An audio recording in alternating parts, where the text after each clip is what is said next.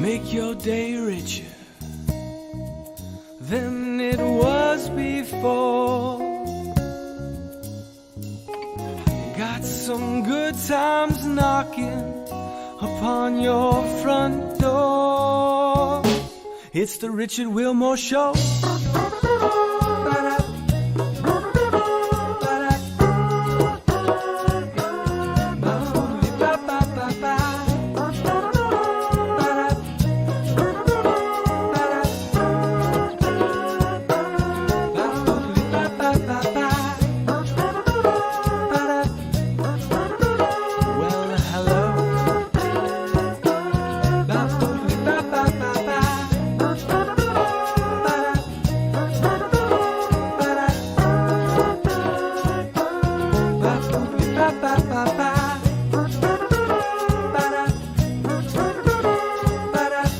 Ladies and gentlemen, Mr. Richard Wilmore. I'm excited to have you here. I am the worst at keeping plants alive.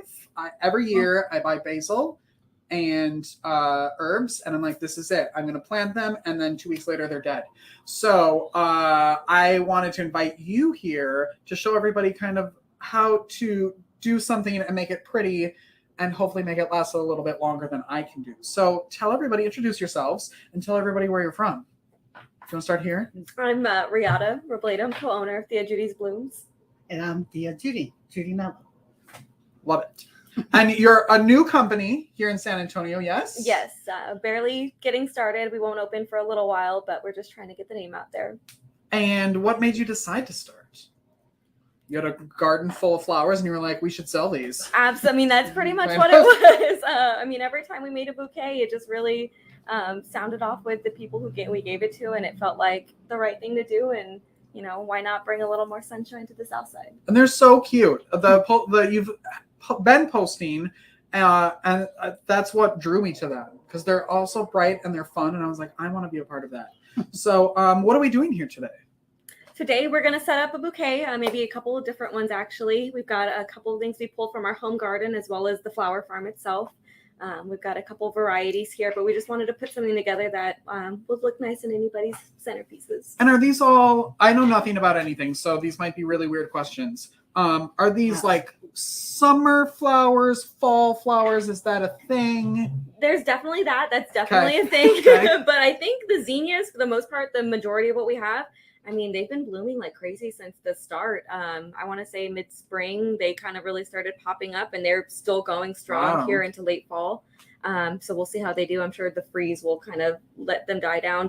And that, of course, depends on where in the country you are. Absolutely, yeah. South Texas, I mean, we really get a lot of the heat year round. So they do really well as long as you keep cutting them. They just really like to keep reproducing. Are there things that people can plant in the fall and winter here? Definitely. A lot of different websites, or just even if you look at the seed packets, it'll let you know when your planting season is, whenever they're going to start blooming. It even lets you know how deep and how far away from each other they need to be planted. But zinnias are a really great starter plant because they just produce and they look beautiful. These are beautiful, so I'm excited to get them in vases. All right. Okay. What we like to do first is separate them by color, so we know what we're getting into. Okay. And I like to start with the biggest, the longest I have, which is this one. It's pretty. What is that? That one is a cosmos. I think a cosmos, yes. Yes, that's what I was going to say. And we always take off the leaves, because the leaves are not all the leaves, just what's ever in the bottom, because that's what drinks most of the water. And then your flowers will end up dying faster. Oh. So then you just continue in a little rhythm. Of course, this has a lot of. And you can just pull them off like that? And you just pull them off with your fingers? Pull them, yeah. I mean, flowers are a lot more pliable than you think they would be. I used to be really scared to touch them, that I'm going to rip them apart, but they really resist a lot. And I'm going to continue what she talks. Okay. And we just continue to take them off, because they will drink all that water, and you end up with no water and dead flowers. Not the point of it. Not the point of it at all. And you just keep going and keep turning around, and you just pick what you like. I mean, it's kind of that easy, right? Simple. People freak out and just want to stuff them. Don't stuff them. Just put them, keep going around and around. And then you can look, see what needs it. You see right here it needs some flowers, and you just keep going. What's the biggest like bouquet you've made so far? We actually had one that we just took a lot of the cuts of what we had going at the home garden, and that, I mean, it filled up that entire jar. That was really nice to see. And we still have, I want to say, a good couple more blooms that are still just sitting around at the house. Really, it's just whatever day we kind of feel like they look like they're ready to be cut, and we just, you know, do a mass cut on them. How big is your garden? Right now, oh my gosh, size-wise, I couldn't even tell you. I want to say a little bit smaller than a football field, definitely smaller than a football field. But with the different areas that we're going to keep growing and plotting around, we're going to have a lot of space to be able to put a different varieties around the yard. I have a big yard. Huge. It sounds like it. 2 lots. My gosh. How, what's the plan then when you, like, where will you be selling these? How can people actually go order them or buy them, or where will they be available? So right now, strictly online. We've got our Instagram and Facebook where people can reach out to us and place an order. Come springtime, once we're fully open, we'll be able to have people actually come into the garden, look around. We'll have some interactive art spaces where they can come and take pictures at. Just where TV shows can come and film yes, again? Yes, absolutely. You can do live from the garden, live from the farm. But really, we're just excited to be able to, you know, have people kind of get into the ground and look at it and kind of see it as it grows. It's so, no pun intended, as it grows. Yeah. That's so pretty. Is there, like, depending on the size of the container? Oh, that's a good question. Thank you. What's the answer? Okay, the container has a lot to do with it. Yeah, You see, this one has a little bitty open spot, right? So you're not gonna get too much in there. So you got to get the what's blooms more. Like this would probably be pretty in there. And you always try to go the same size, long as it's the double size. Oh, okay. So about right there. Of course, right now we have a lot of different sizes, and it might not be as long as we want it. But for now, this is what we have. It's good enough for my show.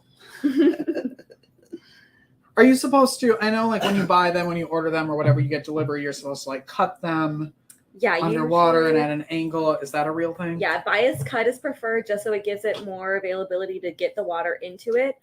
With ours, we've found that if you change out the water daily, it lasts up to like over a week and a half. I've seen them up to 2 weeks and they still look somewhat lively versus, you know, with other, you know, HEB flowers or store-bought flowers, you've got to add in the flower food, the powder into it. These don't take any of it. We're completely organic, no pesticides used at all. It really is just the earth and the flowers, and makes it really beautiful to see that they're just locally made and not, you know, mass produced. These would be so cute for like Thanksgiving on your table. Mm-hmm. And how easy. Yeah, we're moving into fall, so you kind of see a lot more of the gem tones kind of being used versus like summer. You just want really bright flowers, a lot of green. Here now we're kind of moving into that area where you kind of like seeing a lot of that autumn scale, and it just looks really nice together. Oh, it's coming out. I love that. I love like the different heights. Yeah, that's what I was looking for. I just wanted to add one so I can contribute. Can I add this one? I like this one. Yes, the longer. Look at that. Isn't so it cute? And we've got the zinnias growing in all different sizes. Sometimes they come in these little buds, and other times they come all huge. I'll just try and make you room. Uh-oh. Just like that.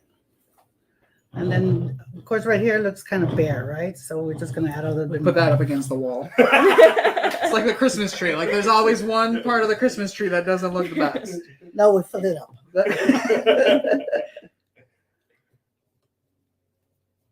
And they will last. You just have to keep putting water in it. You don't have to do anything else. You just put water, empty it out, and put more water. But I've heard little holistic ways like adding in like sugar or honey, like natural sweeteners. The flowers just absolutely, they drink it up. It'll help them just reinvigorate. Does water temperature matter at all? Cold? I heard cold water. From what I've been told, cold water is really good for them. It's like, who doesn't love a little bit of cold water in the morning?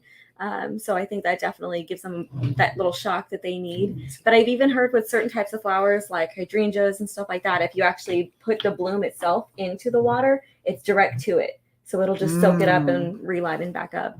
Oh, not that Well, one. that's not gonna fit too many in there. That was the perfect answer to my question of looks how many airy. can you throw in a vase. So they don't fit Until they anymore. start breaking. Then it's time to. I like this one the way it's like curving out of I I there. know, aren't That's those so the cool. funnest ones when they actually have like a little bit of character to them and they just kind of go out their own way? This one we'll call airy. I love that we name them. You put a little bow in it and perfect. I love it. So when you started the business, like what's the goal?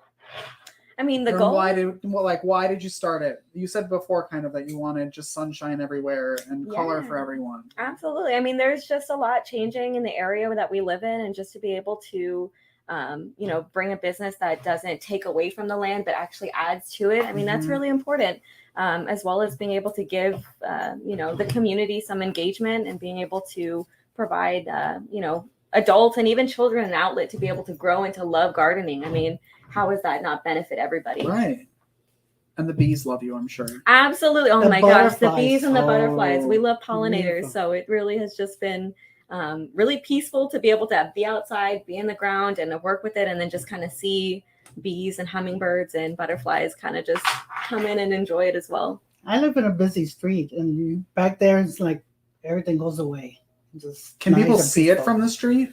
Not yet. Not yet. Luckily, we kind of want to be able to keep that Yeah. separation from it. I mean, it's nice that, once you kind of turn a corner, you're like, wow, where did I show up at? Where am I at?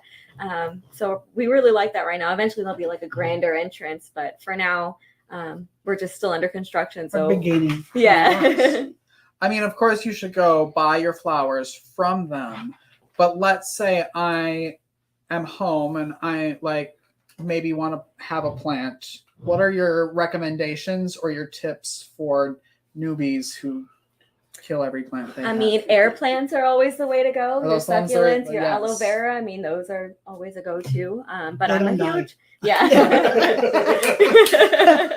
Marking that down. That's okay.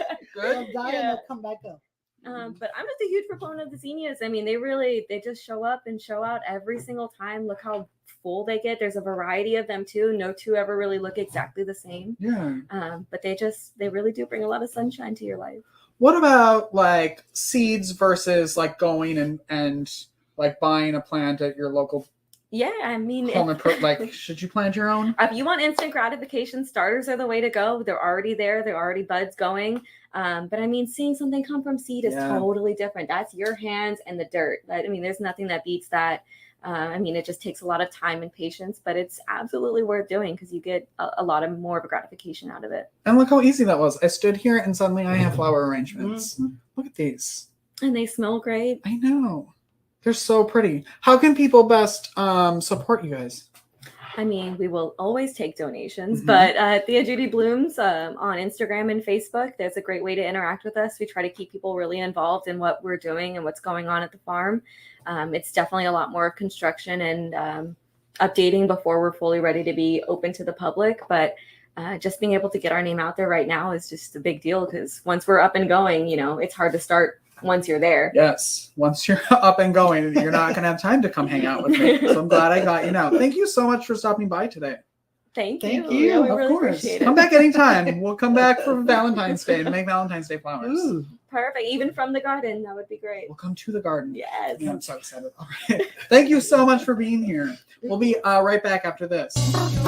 Medical professionals are burning out at an alarming rate. Burnout can cause health workers to feel hopeless, trapped, helpless, worthless, depressed, sleepless, and tired. By joining the 𝓕𝓮𝓼𝓷𝓷𝓪𝓵 program, medical staff receive a personalized email and video from a musician, an artist, or writer once a week that includes a message of thanks, an encouraging song, uplifting poem, or a simple art activity. After watching their gratitudegram, participants report feeling more hopeful, empowered, energized, and appreciated. If you are or know a healthcare worker that would like to receive free gratitudegrams, please visit 𝓕𝓮𝓼𝓷𝓪𝓵.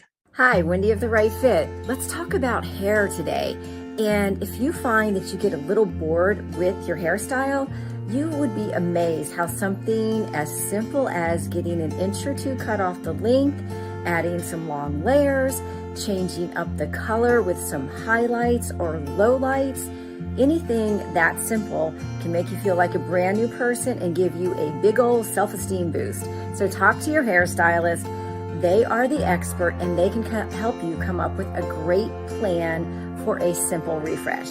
Thanks for listening and watching, everyone. You can reach me at wendy@therightfit.net or go to therightfit.net.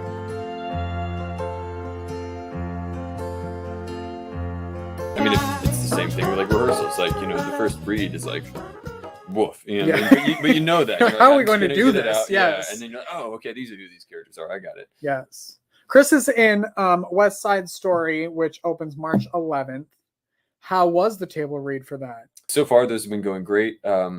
Amanda, who's my Maria in the show, is just such a great scene partner. Like already, we're talking about that. Like your first read-throughs inherently feel rough, just comparatively speaking. But even for those first read-throughs, it was really pleasant. And then we just had our first music rehearsal today, which was, it's a daunting one. This isn't like, West Side Story, I've heard of it. Like most people are familiar with West Side Story, and at the very least have definitely heard the songs somewhere.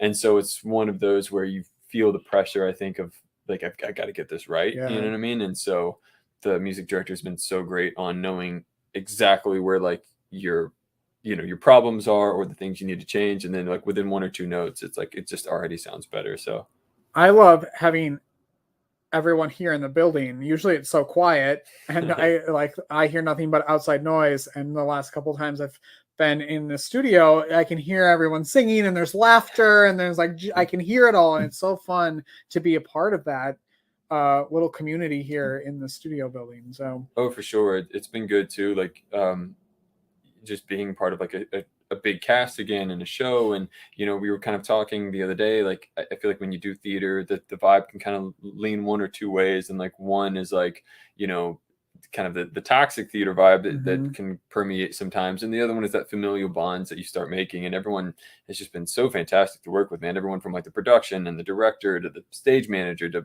my fellow actors. And I'm living with like three of them, in this like Airbnb right now. And so not only just on top of the past like couple of years where theater's been this on life support, what I mean? Like trying to get a show together just for some new variant to pop up and like, cancel the whole thing. So it's just been great to be around people and being around people who love what they do and who are passionate about it and nice, what I mean? Like I just enjoy being around nice people. It's a hot take, I know, but where are you from?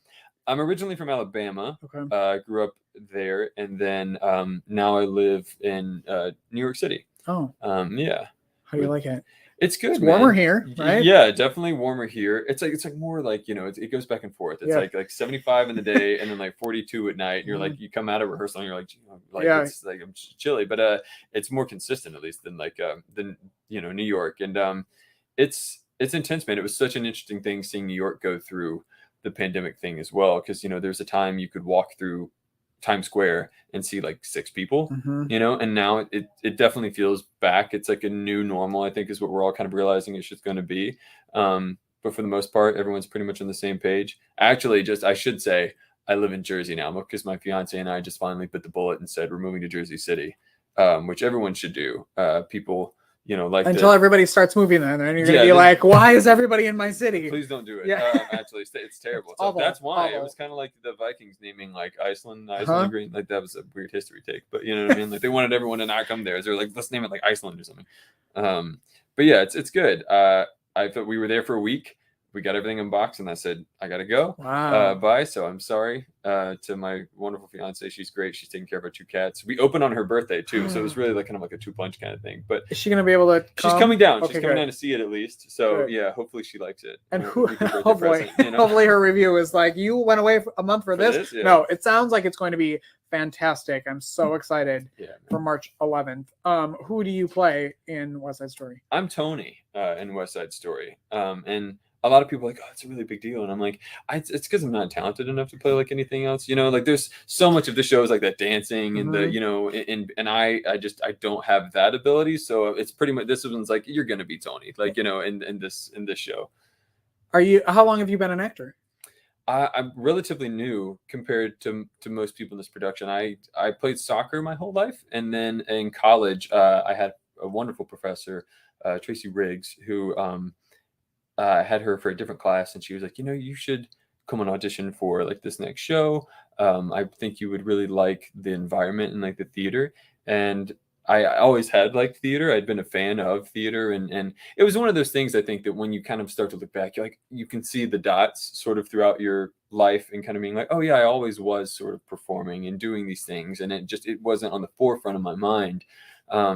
Which I think is a really important thing for people to take into consideration sometimes too, is like they always say, like, when one door opens or one door closes, another one opens. And I think that is true, because I damaged both of my knees pretty bad and wasn't really able to play soccer at a competitive level. And then but I found this, and I was like, I love this just as much, if not more. So I've been acting for, God, how old am I now? Going on 10 years, I guess. Really? We're on 8. I guess I'm 20. Everyone that I've had on the show has said the same thing, and you all look like you just graduated high school. So I don't understand how there's 10 and 15 years of acting experience. Says you and every other casting director. That's so crazy. You're too young. But yeah, I'm 26, turning 27 in April. I guess I started, like I said, not quite 10 years. I was about 18 when I did my first show. I was a freshman in college. So coming from New York, where obviously theater is huge there, Right, to San Antonio to do theater, is that like a big adjustment, or like what's your kind of take on theater outside of New York? Because I'm like, San Antonio is a huge theater scene, and there's a ton going on here, but nothing, it sounds like what y'all are doing with this show. Right. If anything, I really do love it, because I think there needs to be more theater reaching more areas and more people. It can't be one of 5 cities where if it's not touring through your city, you just, I never saw it. The first time I saw a professional show that wasn't like a college maybe performance, the first time I saw a professional show was in my 20s. Yeah. And it's because I just happened to be in cities where there wasn't much coming through or going around. And so unless they made a movie musical about it, or I kind of listened to the albums or something, but it's a whole nother experience to be there and be in the room with these actors. And we were just talking about it. At its best, it's a symbiotic relationship, because you as the audience are feeding the actors and they're feeding you. And it feels like this, almost feels tangible, like that you can reach out and grab it. And so I love coming to cities and doing a show like this, and on the mass level that they're wanting to do it on, to get people talking, just about theater in general. You know what I mean? Yeah. And if one person can see the show and be inspired to go see another show, or to go listen to the original cast album or something, then I think you've done your job in expanding theater. And the way that you're putting on this production with it's so immersive. Yeah. And you're not necessarily like an audience member. You're sort of you're in on the joke, and you're in on the show. Yeah. I just hope it isn't like audience participation where during a fight scene I get like pulled up and now I have to fight someone. You may have to put in a couple bucks for like a game of craps or something like that off the side. No, I think you'll be safe. Just don't wear any like primary colors. But yeah, it's going to be an interesting production of West Side for sure. And I think it makes it, because of not only the themes and the elements that are going on in the story and the message it's trying to tell, by putting you even more within that story. I think it's a little more, it makes it heightened, and it makes it a little bit more real, which is why I've always said I love movies and I love theater, but the thing I think that theater does have on film is seeing another person, interact with another person live, and in some of the sometimes violent ways that can happen in West Side Story, or even, two people showing each other love. Seeing it in person just feels so much more real, and it affects you, and you feel it in your heart, I think, more than you do just watching it on a screen. And so I think by immersing this audience, it's going to make every line count more than it already does, Well, and on that same vein that you were talking about before, what I think a great outcome of the pandemic is that now people outside of those big cities can get access to theater, because you're live streaming this as well. So people can watch it virtually, which I wish I had as a kid who was just kind of figuring out what theater was, and like I wanted to be in that world, but I didn't have access to it. And now you can. Oh, absolutely. I think that's something that the theater community as a whole as well could be better at, is, if you have a show on Broadway and that show's already closed, then what is the downsides to allowing that some sort of streaming. There's so many platforms now for it to put it out, and they're starting to you're starting to see it more and more. That they did Hamilton, and they'd Come From Away, and a couple others, I think. But and not just adapting it into a movie musical. As much as I do love those at times, like showing a staged performance and allowing kids and adults to kind of go like, oh, this was so cool. Like, how were they able to do that? And this person doing this, and so I'm so glad when I heard that we were also going to be streaming it. I really hope that, we promote that just as much as coming to the actual show, because that's so many more people that might not be able to make it to the show that can at least still see it. Yeah. I mean, let's fill the seats. So go to danryproductions.com to fill the in-person seats. Yes. But also, if you're not here in San Antonio, watch it online. Yeah. You can get tickets that way. Chris, thank you so much. Thank you so much, man. West Side Story opens March 11th and goes through the 13th at Hangar 9. And, I'm so excited. I'll be there opening night. Oh, can't wait, man. Thank you so much. We'll be right back after this.